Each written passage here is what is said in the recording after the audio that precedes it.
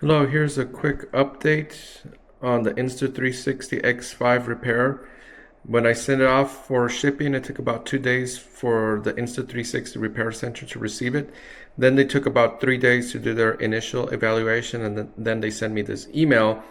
They were asking if it got damaged because a malfunction of Insta360 accessories.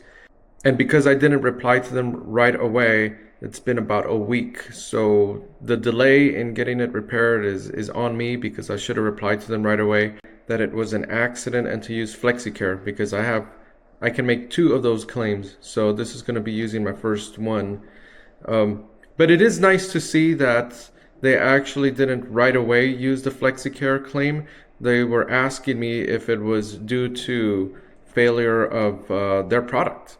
So that is a very nice gesture on the part of Insta360. So I'm going to send them a reply to use the FlexiCare claim, and then we'll see how long it takes for them to repair it and send it back to me.